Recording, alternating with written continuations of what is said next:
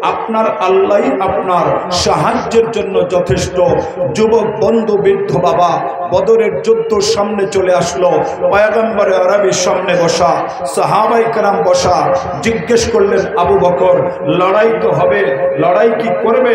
সিদ্দিকে আকবর বললেন লব্বাইক ইয়া রাসূলুল্লাহ। ফারুক আজম বললেন লব্বাইক ইয়া রাসূলুল্লাহ।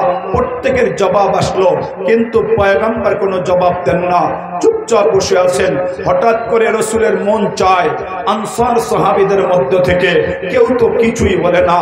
হযরতে মিকদাদ রাদিয়াল্লাহু তাআলা আনহু দাঁড়িয়ে গেলেন, পয়গম্বরকে বললেন ইয়া রাসূলুল্লাহ, আপনি কি মনে করেছেন আপনাকে আমরা মুসার উম্মতের মতো জবাব দেব? ইযহাব আনতা ওয়া রাব্বুকা ফাকাতিলা ইন্না হাহুনা কায়িদুন। ও হাবিব, আপনি সেই জবাব পাবেন না। বাল নাহনু নুকাতিলু আমামাকা ওয়া খালফাকা ওয়া ইয়ামিনিকা ওয়া শিমালিকা ফাআশরাকা ওয়াজহু রাসূলিল্লাহ সাল্লাল্লাহু আলাইহি ওয়াসাল্লাম। পয়গম্বরকে বলে দিলেন, নবী আপনি আপনার মিশন নিয়ে এগিয়ে যান। আমরা ওয়াদা করলাম আপনার সামনে লড়াই করব, পিছনে করব, ডানে করব, বামে করব। যদি বলতে বলতে ইয়ামানের বারকুল কিমাত পর্যন্ত চলে যান, সেখানে যাওয়ার পরেও লড়াই থেকে পিছপা হব না। রব বিনিময় কি দিবেন? বলে বদরের প্রান্তে যাবা, রক্ত ঝরাবা তো জান্নাত পেয়ে যাবা। ওই জান্নাত যদি পাওয়া যায়, পয়গম্বর জীবনের কোনো পরোয়া করি না। আমরা পীর সাহেব মধুপুরকে আজকের এই মজমার থেকে ঘোষণা করতে চাই, দিনের সার্বিক নিজাম নিয়ে আপনি সামনে বাড়েন। রহমতে মিল্লাত, কায়েদে মিল্লাতে ইসলামিয়া আল্লামা আব্দুল হামিদ পীর সাহেব খতমে নবুয়তের কার্যক্রম নিয়ে যদি রাজপথে নিজের রক্ত ঝরিয়ে ইসলামী হুকুমত কায়েমের জন্য ডাক দেয়, জান কুরবান করতে কারা কারা তৈয়ার? আল্লাহু আকবার। সাহায্য করার মালিক কে? আরো জোরে বলেন কে? সরকারে দো আলম নবী মুহাম্মদুর রাসূলুল্লাহ সাল্লাল্লাহু আলাইহি ওয়াসাল্লাম স্থানীয় শক্তির অবস্থাটা পেয়ে সামনে বাড়লেন। লড়াই শুরু হয়ে গেল। সারা পৃথিবীর মানুষকে কিয়ামত পর্যন্ত বিপ্লবের সূত্র আল্লাহ রাসূল বলে দিলেন। নওজোয়ান আল্লামা মামুনুল হক আপনাদেরকে শপথ নিয়েছে, তার জন্য শর্ত হলো তাআল্লুক মা আল্লাহ। যে বয়ান আল্লামা শেখ আহমদ সাহেব আপনাদের সামনে করে গেছেন, রুহানি পাওয়ার যদি না বাড়ে কোনোদিন বিপ্লব ইসলামের হয় না। এজন্যই পয়গম্বরে আরবি বদরের যুদ্ধ ঘোষণা করলেন। রাতের অন্ধকার আরিশে চলে গেলেন, পাহাড়ের চূড়ায় চলে গেলেন। পয়গম্বর বসার থেকে দাঁড়িয়ে গেলেন, দৈনিক দোয়া করেন হাত বুক পর্যন্ত। আজকে দোয়া করতেছেন হাত আসমানে, দৈনিক দোয়া করেন চোখ নিচে। আজকে দোয়া করতেছেন চোখ আল্লাহর রহমতের দিকে, দৈনিক দোয়া করেন বৈশা বৈশা। আজকে দোয়া করতেছেন দাঁড়াইয়া দাঁড়াইয়া।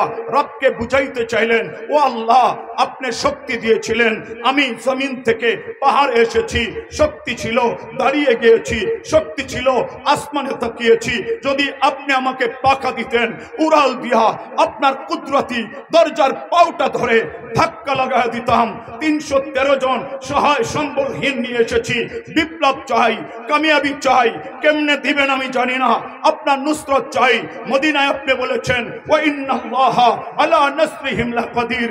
ওই সাহায্য আজকে আমার দরকার। সরকারে দো আলম নবী মুহাম্মদুর রাসূলুল্লাহ কাঁদতে কাঁদতে পিঠের থেকে চাদরটা পড়ে যায়। সরকারে দো আলমকে সিদ্দিকে আকবর পিছন থেকে ধরে ফেললেন। ইমাম বুখারী লেখে হযরতে আবু বকর বললেন হাসবুকা ইয়া রাসূলুল্লাহ, ও আল্লাহর নবী যথেষ্ট হয়েছে, আর কান্না করেন না, আল্লাহ তো আপনাকে সাহায্য করবেন। আল্লাহর রাসূল আবার বলতেছিলেন আল্লাহুম্মা হাযিহি কুরাইশ আতাত বিখুয়ালাইহা ওয়া ফখরিহা তুজাদিলু ওয়া তুকাদ্দিবু রাসূলুকা ফানাসরাকাল্লাযী ওয়া'আদতানি। ইয়া আল্লাহ, ওই যে আবু জেহেল, উতবা, শায়বা, কাফের, ওরা আপনার নবীকে অস্বীকার করে, গালি দেয়, আঘাত করে, তার প্রতিশোধ নিতে চায়। রব আপনি আমার সাথে যে ওয়াদা করেছেন সাহায্য করবেন, সাহায্যটা চাই আল্লাহ রাব্বুল আলামিনের পক্ষ থেকে। এখনো জবাব নাই। নবী বলতে লাগলেন, আল্লাহুম্মা লা তাহজুলনি, হে আল্লাহ আগামীকাল আবু জেহেলের বিরুদ্ধে মুহাম্মদকে বেইজ্জতি করেন না, ওতবার বিরুদ্ধে আপনার হাবিবকে বেইজ্জতির চাদর পরায়েন না, ইজ্জতের চাদর পরিয়ে দেন। ফয়সালা হয়ে গেল। জিবরিল আমিন চলে আসলেন, পয়গম্বর সাল্লাল্লাহু আলাইহি সাল্লামকে সুযোগ দান করলেন, হাত ধরলেন, ময়দানে গেলেন। ফারুক আজম বয়ান করেন, বয়সে ছিলেন পয়গম্বর, হাদা মাসরাউ ফুলান ইবনে ফুলান, ইনশাআল্লাহ গাদান অমকের ছেলে অমক এই জায়গার মধ্যে নিহত হবে, তোমরা ভয় পেও না, বিজয় আসবে। কিন্তু বিজয় আসে না, যুদ্ধ শুরু হয়ে গেছে, পয়গম্বর কমান্ডার ইন চিফ, কিন্তু লড়াই হলো, লড়াইয়ে বিজয় নাই, কাফের হারে না, মুসলমান জিতে না। পয়গম্বর যুদ্ধের ময়দানে আবার হাত তুলে তাম পৃথিবীর উম্মতে মুহাম্মাদীকে জানা দিলেন, বিজয়ের জন্য অস্ত্র শস্ত্রই যথেষ্ট না, সংখ্যাই যথেষ্ট না, রবের সাথে ভাব লাগাতে হয়। সামনে বাড়লেন, আল্লাহর কাছে হাত তুললেন, মাতা নাসরুল্লাহ, ও আল্লাহ কালকে রাতেও তো বন্ধু বলল আপনি সাহায্য করবেন, সাহায্য তো পাই না। আসমান থেকে জবাব, আল্লাহ ইন্না নাসরুল্লাহি করিব। ও পয়গম্বর আর একটু আগে বাড়েন, যেই জায়গার মধ্যে আপনার শক্তি শেষ হয়ে যাবে ওই জায়গার মধ্যে আল্লাহর শক্তির সূচনা হয়ে যায়। পয়গম্বর আলাইহিস সালাম সামনে বাড়তে লাগলেন, আশায় বুক বেঁধে রাখলেন। আসমান থেকে জবাব আসলো, নবী গো ফাস্তাজাবা লাকুম রাব্বুকুম বিআলফিন মিনাল মালাইকাতি মুনসিলিন। তাকায়া দেখেন 1000 ফেরেশতা আপনার জন্য আল্লাহ পাঠিয়ে দিয়েছেন। আবার পয়গম্বরকে ডাক দিলেন, ও পয়গম্বর আর একটু আগে বাড়েন, বিসালাসাতি আলাফিন মিনাল মালাইকাতি মুনসিলিন, আরো 3000 পাঠালাম। রাসূল বললেন, বন্ধু আর একটু কি করা যায় না? জবাব, ও পয়গম্বর বিখামসাতি আলাফিন মিনাল মালাইকাতি মুসাব্বিবিন, আরো 10000 পাঠিয়ে দিলাম। চিন্তা নাই, চিন্তা করবেন না, আপনার শক্তি যেই জায়গায় শেষ হয়ে যায় রবের শক্তি সেই জায়গায় শুরু হয়ে যায়। तमाम পৃথিবীর যত জালেম ইসলামের উপরে জুলুম করেছে, ফেরাউন জুলুম করেছে, তো নদীর মধ্যে ডুবিয়ে আল্লাহ তাকে বুঝায়া দিয়েছে আমার শক্তির পাওয়ার যখন শুরু হয়, দুর্বল পানি হাজার মানুষকে নিহত করার জন্য যথেষ্ট হয়ে যায়।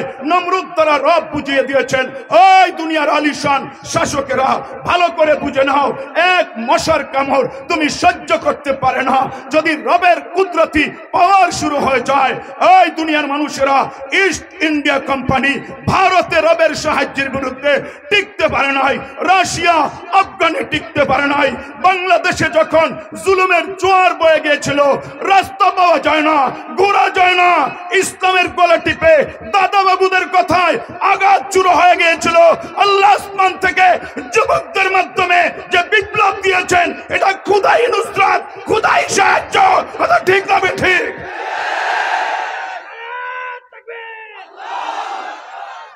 এজন্য আপনাদেরকে জিজ্ঞেস করতে চাই, আল্লামা পীর সাহেব মধুপুর এখনো হায়াতে বাইচা আছেন। শত বাধার মোকাবেলায় বীর দর্পে এগিয়ে যাওয়ার সবক আমরা যার কাছ থেকে নিতে পারি, রবের সাথে জায়নামাজ বিছিয়ে ফেলেন। এই মজমায় আল্লামা আহমদ শবীর রহমাতুল্লাহকে আসতে দেওয়া হবে না। এলান হলো, হুজুর বললেন আবুল কাসেম রবের কাছে খতম শুরু হয়ে গেছে, হয়তো ওই লোক দুনিয়ায় থাকবে, আর নচেত আল্লামা আহমদ শবী মক্কিনগর বয়ান করবেন। আল্লাহর কি সাহায্য! মক্কিনগর বয়ানও হলো, যিনি সবচেয়ে বড় আঘাত করেছিলেন হুজুরের কাছে দোয়া চাইতেও হাজির হয়ে গেলেন। এটা রবের সাহায্য।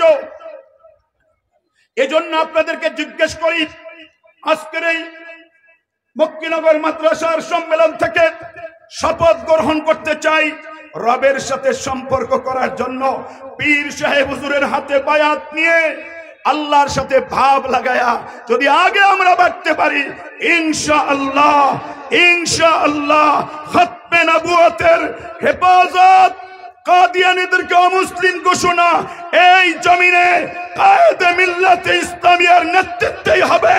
কথা ঠিক না ঠিক? এজন্য যদি আপনাদেরকে পীর সাহেব ডাক দেয়, আজকে সেই সময় আমাদের হাতে নাই। মাওলানা মামুনুল হক সাহেব চলে গেছেন, এরপরেও কিন্তু আমাদের রাহবারে মিল্লাত এখনো বসা, কথা ঠিক না বে ঠিক? আখরি মুনাজাত করে যাব তো ইনশাআল্লাহ। এই মাদ্রাসাকে কারা কারা আপন মনে করবা? দুই হাত তুলে আল্লাহু আকবার। আজকের এই বিশাল মাজমা, কে ভেবেছে যে মক্কিনগরের একটা অজ পারাগার মতো জায়গা পড়ে আছে, যেই জায়গার মধ্যে হুজুরের বরকত, রুহানি বরকত। আমি 25 বছর হুজুরকে দেখেছি। হুজুর বলতো কদম আলী মস্তান বিশাল বড় মাজার করছে, ওটারে দুর্বল করার জন্য এই এলাকায় একটা মাদ্রাসা হওয়া দরকার।